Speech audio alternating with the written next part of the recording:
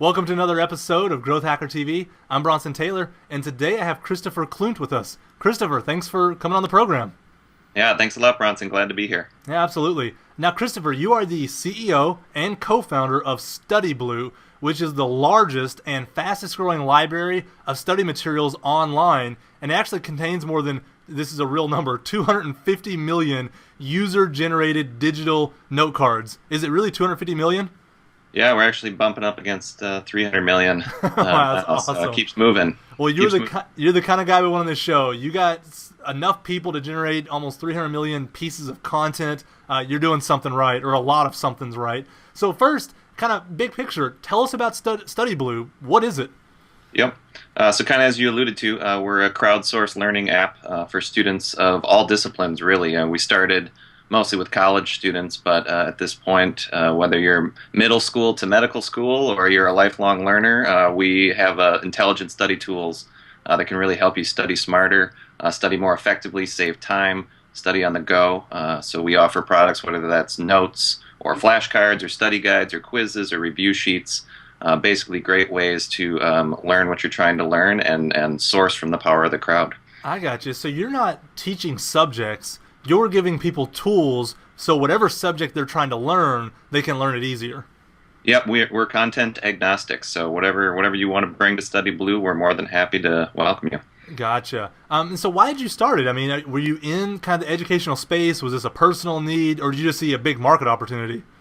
Yeah, no, it started out of, I think like all good startups, started out of personal frustration. When I was a student at the University of Wisconsin, I was pretty frustrated with the learning management systems that existed. So for those not familiar, that's the Blackboards of the world, or Desire to Learns, or the Moodles, where you would check your grade, turn your homework in online, maybe have a discussion with the teacher, or participate in a forum. All of those platforms were basically set up by the schools and the districts to be run by the teachers, and if the teacher didn't enable the feature sets, the students couldn't really use it. It wasn't really a home for the students. It was kind of a one-way communication channel for teachers to the students. Yeah. And so I saw a big opportunity to really build a product for the students, by the students, if you will, that focuses on providing tools and a place and a home for students to collaborate and share and organize what they're trying to do.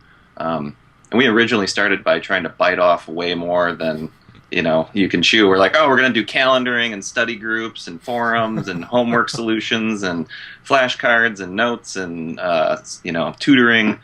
So we tried to build this massive learning management system from the get-go. And we were fortunate enough to find out the few pieces that were really resonating with students, and kind of narrowed our focus on those. Yeah, I'm glad you brought that up, actually. It seems like that's what people want nowadays, is this single serve app. Like, I go to this app to do this, and they're actually, it seems like the portal idea of the 90s and the early 2000s is just getting more of a faint memory, People really want, like, one thing to do one thing, and that's their go-to app. Is that what you guys have seen? Yeah, we really, to be totally honest, the kind of the note sharing and the flashcard creation and some of the study tools that we have were almost a late addition to the product offering, and now they're the main those thing. were the things that were those were the things that took off with us not paying as close of attention to, and it's pretty clear. Yeah, if you do something really well and you're really focused on it and you're best in class at that, people will want to use that product. So. Yeah, it reminds me, we just had Eric Reese on a couple weeks ago, and he talked about the zoom in pivot, where you zoom into the feature that is actually the product that you should be, the main thing. And I always love that. Some people need to zoom out as a pivot, but a lot of people need to zoom in, because I think it's more likely you're biting off more than you should than that you're doing too little in terms of the scope. Yeah, I mean, it's all about, timing, the product, and the message, and you kind of got to get all three of those right, and, finding the piece of the product that sticks is key. Yeah. Now, I'm trying to imagine myself in your shoes. You have this startup, you're figuring out what's kind of working, and it almost seems like you have two growth paths, which are very, very different. And I want to get into this because I think a lot of startups are in this situation where they can choose route A, and they use these kind of growth levers, and it takes this kind of energy and this kind of personnel, or they choose growth path B, which looks very different. So you guys, you're kind of ed tech, but you're also kind of consumer mobile. I mean, you're obviously educational and technology together, so you're ed tech, But a lot of the ed tech companies, they're not going directly to the consumer, and you guys are. So tell me about that. How'd you decide to go directly to the consumer? Why did you decide that? How's it played out for you guys? And really, would you do it the same way again? Yeah. No, it's a good question. And starting from the end, I think we would do it the same way again. I think it's been kind of a real advantage to us. One thing that we've kind of learned as we've been going down this journey is what we call the three explanations. So there's a lot of people trying to transform education through technology, and the first explanation is where the teacher kind of explains the material to the students. Dissemination of information. So there's a lot of companies focused on doing that, which means you're focused on a teacher, perhaps, or a school. And then the third explanation is kind of where the student has to explain that information back to the teacher, get accreditation, pass a test, get a grade, get a certificate, prove the knowledge, if you will. And so there's a lot of companies focused in that realm. And this middle realm is where a lot of time is spent, and where all the consumers actually are. It's where the learning happens. It's where the students explain the information to themselves. It's where they collaborate with other students to learn the material, and building a business that focuses directly on those students who they're the end customer. Everyone on both ends of the spectrum is trying to service the student or the learner, and so building something direct to them has been a great challenge, and also really rewarding, and a good place to be, because I think it's often overlooked. So. Yeah, when you talk about the three phases there, the three kind of compartments, that's when the light bulb went off for me, because honestly, it's in the middle that all the magic happens. The end is just accreditation, and that's not that hard or difficult or magical. And the beginning is just a teacher teaching what they know. In the middle is where your mind is being transformed into a new thing.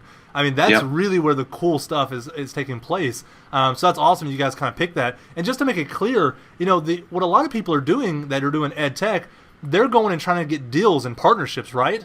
I mean, what is their growth path? What are they trying to make happen? Well, I mean, it's why I think one thing, education's been one of the last, frontiers to be transformed by the internet, because that's a slow process. It's a difficult process. It's also why, venture capitalists have been slow to fund that. It's kind of one of the last things that has been getting attention, more so in the last 3-4 years. But it's just not as sexy as a SaaS play or direct-to-business play, because of those sales cycles, because of the slowness of which education has moved in the past. And I think people are now finding, if students are going to empower themselves, and they're going to take learning into their own hands, and it's not just high school students or college students. People are going back for different accreditations all over. Lifelong learning a new skill. I mean, just about everybody's learning at some point in their life. So it's a wide market, and it's ripe for opportunity. So no, that's awesome. All right, let's dig into kind of the user-generated content piece of StudyBlue. Like you said, you're pushing 300 million pieces of user-generated content. Is all the content from the users right now, 100%? Yep, 100%. Everything's been put into the system. So. All right. So earlier, we talked about you can kind of go and create these partnerships, or you can go direct to consumer. You guys decided to go direct to consumer and give them the product. So the question is, that was the strategy. How'd you make it actually work? Like, how did you actually get 250 plus million pieces of content from these people? And I'm really interested in the journey here. So I don't want the quick answer of like, it was really hard, but then it just kind of started working. Did it work day one? Was it crap day one? What was the journey of getting this content, Yeah, well, I think with any user-generated content site, as people know, it's chicken and egg. It's the people want the content, and if you don't have the content, you won't get the people, and if you don't have the people, you don't get the content. So, what do you go after first? How do you seed things? How do you get the ball rolling down the hill? And we had that same exact challenge from the early days, and we tried a lot of different tactics, some of which don't even really apply. This is 5 years ago, and one of them, for example, is we knew we wanted to start with college students, so we would go after. It's a clearly identifiable demographic. We can go, okay, Ohio State University, big university, lots of students. How can we reach those students in masses? And at the time, one easy thing to do was contact schools to get email lists, for example. We could, purchase an email list or buy an email list It'd be nice now, wouldn't it? to just blast out to the students and say, hey, here's this great free service, check it out, tell us what you think. Those days have probably come and gone for growth strategy, but that was pretty effective for us.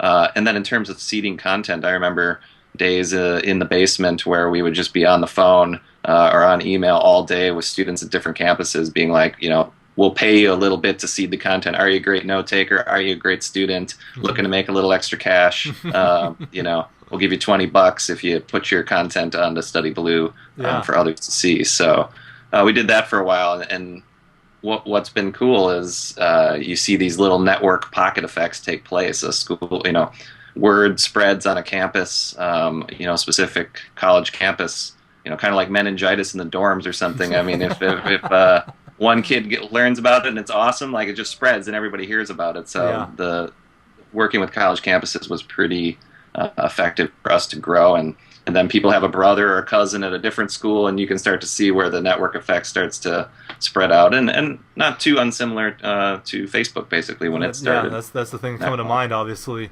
And yeah, I'm always interested in this idea of, at the beginning, it's just pure hustle. It's emailing and calling a student, $20, put your stuff online, and then at some point, obviously that you're not doing that now. You're not calling people now, hey, $20, put your stuff on here, Like, was there a moment when you knew, to use the cliche, the tipping point, where you're like, you know what, I don't have to get on the phone today, and I don't have to get on email today. Like, I think today I can focus on something else. How did you know the moment when you went from hustle to you had a process and a system kind of doing it for you?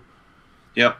I think a big piece was, well, I recall I don't remember the exact day, but I recall the moment was we went and looked in our system, and we hadn't even tracked the number. We hadn't even reported on it internally, and we're like, oh, how many pieces of content, how many flashcards do we have? How many notes do we have? And someone was like, can someone just go query the database and find that number? And it came back and it was 50 million. And we're like, where did that come from? Like, we didn't even know it was, no one had even been paying attention to that. And so that was definitely, I remember the aha moment around the table. But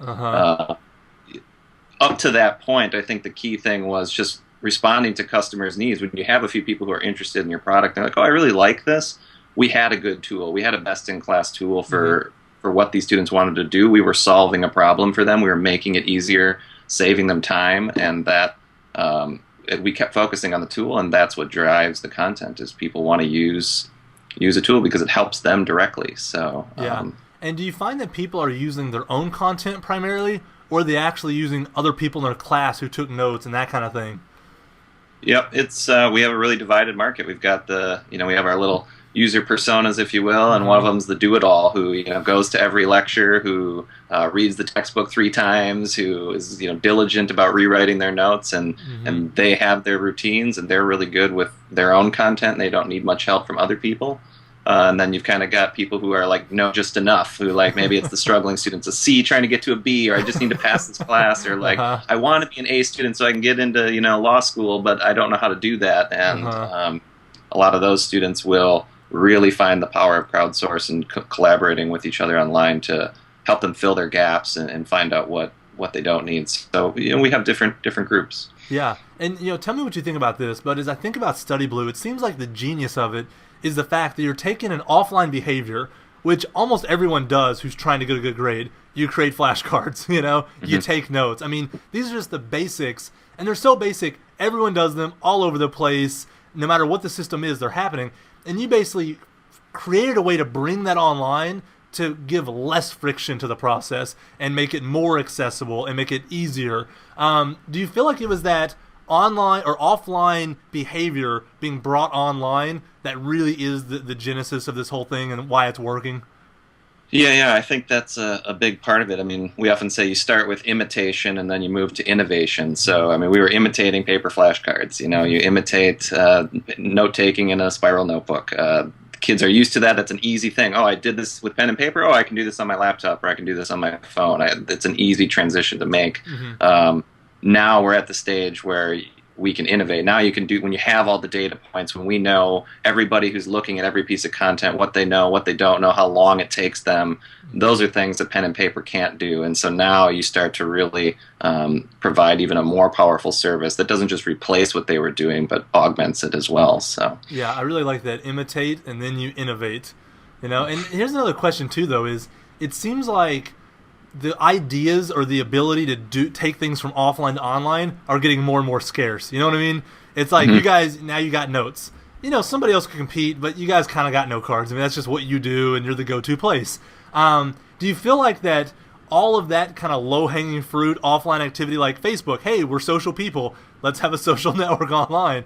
Do you feel like there's a lot of opportunity for that stuff still? Because to me, it feels like there's not as much. Yeah, no. My personal opinion, I think social's maybe a little saturated. I think there's every niche thing for dating and social that you could possibly imagine, and I'm sure there'll be 3 more that come out this year. But hit it big. But the Internet of Things, as it's being coined, I think is really.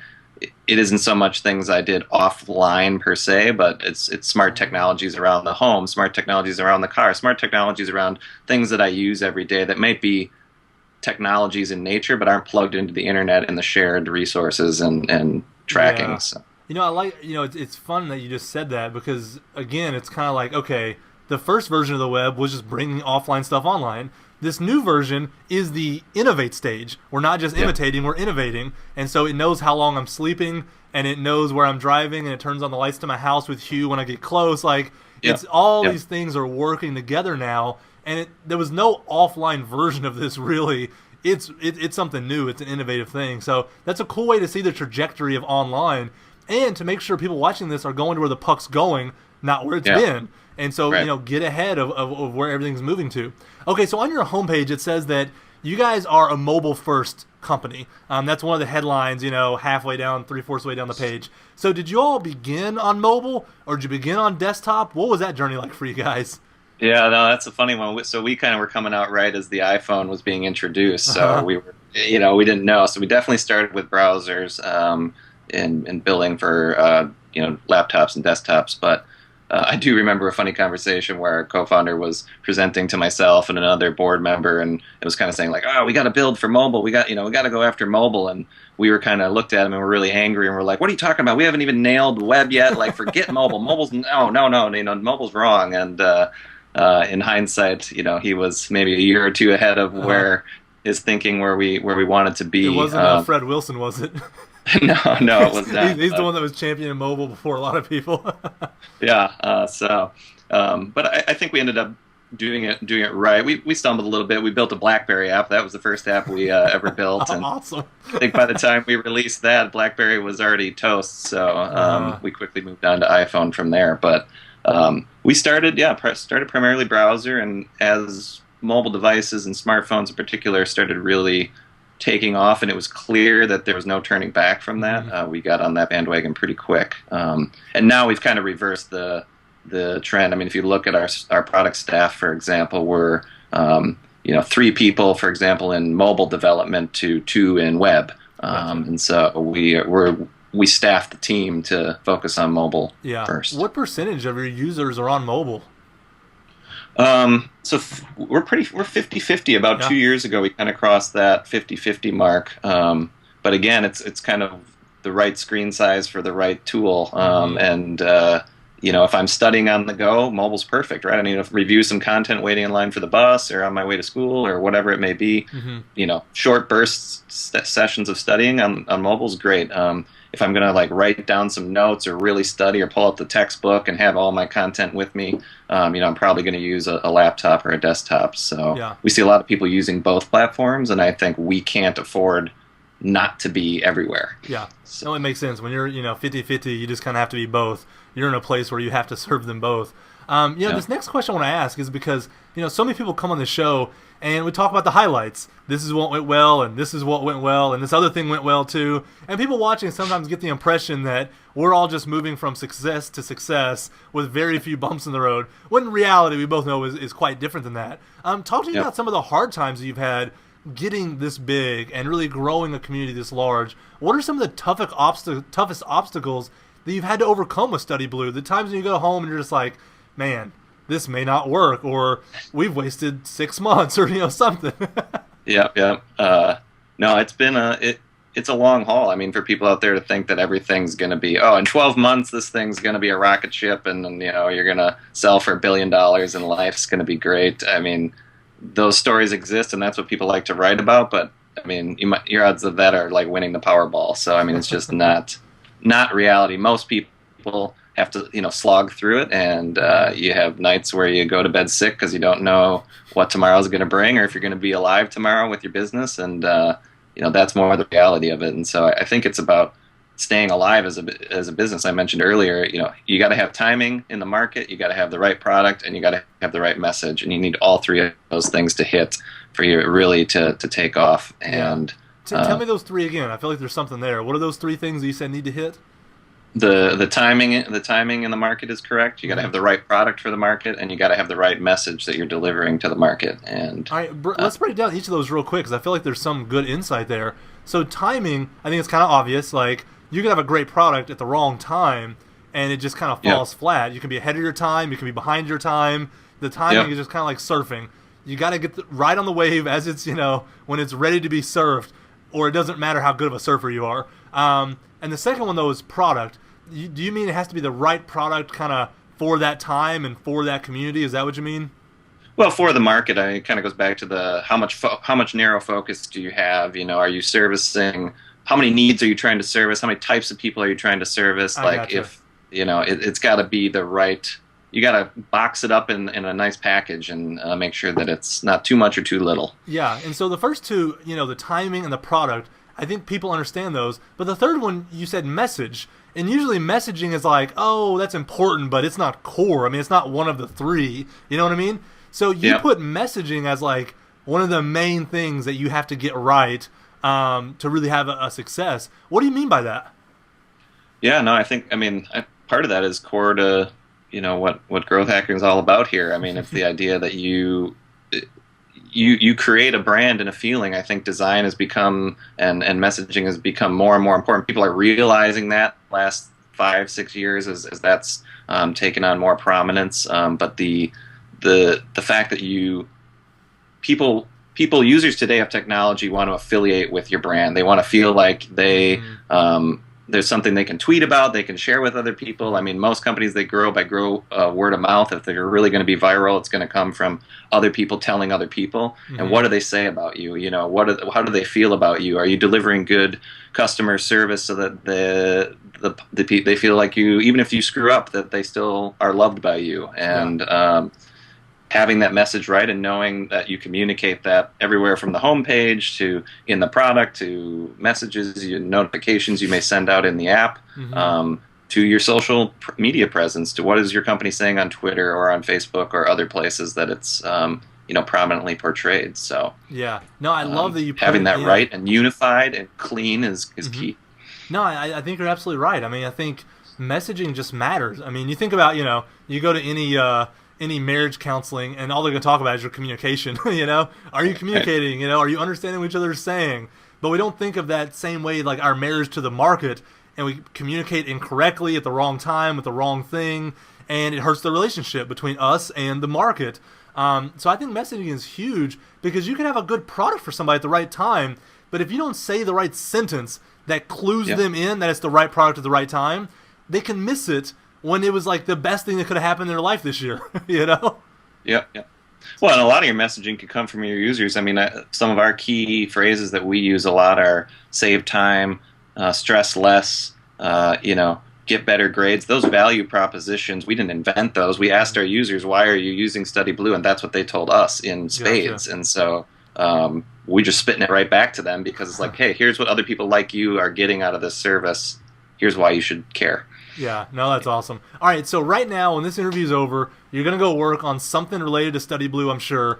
This is just a fun question to ask to see what you got going on today. What are you going to work on right after this interview? And it could be boring or stupid, or it could be some awesome new strategy. Well, besides, of course, we're in January, so that always means year-end financials and all that other boring stuff. Yep. But what you probably really want to hear is we're working on a content creators, kind of a loyalty program stuff. One of the big pushes for us this quarter is kind of, loving the VIP users, those people who are your best users, identifying them, showing them that we care, and giving them a little high five or a little love. So we're kind of trying to build out a program for that. Yeah, no, I mean, with your emphasis on messaging, it makes sense that you would want to roll out the carpet for the VIP people. All right, so to end here, what's the best advice that you have for any startup that's trying to grow? Might be something you already said, or might be something new. Yeah, probably focus. I mean, I think you have to focus on a few things. You have to place bets. You got to go out there and say, like, we stand for something. It's narrow enough. We're going to place a bet on that. You got to execute maniacally on the bets that you place, and then you need to assess those bets pretty quickly and say, like, did that bet pay off or did it fail? Mm-hmm. And if it paid off, you should double down, and if it failed, you need to move on. And I think kind of making that cycle habit and knowing that it's hard work to get there is how you can move quickly and get to the next thing or keep growing what you're doing. So. Yeah, and just knowing that's a process, maybe it'll keep you from getting too discouraged so that you give up. Just knowing that is what it feels like, and that is the process. That it's a million failed experiments to get to the one that didn't. That's startups. That's it. I think the quote came from the founder of Living Social, which I really like. He said, if you aren't making a decision at least once a month that makes you very uncomfortable, you're not making enough risky decisions. Like you're not placing enough bets. So no, I love that one. Well, Christopher, this has been an awesome interview. Again, thank you so much for coming on Growth Hacker TV. Yeah, appreciate it. Thanks a lot, Bronson.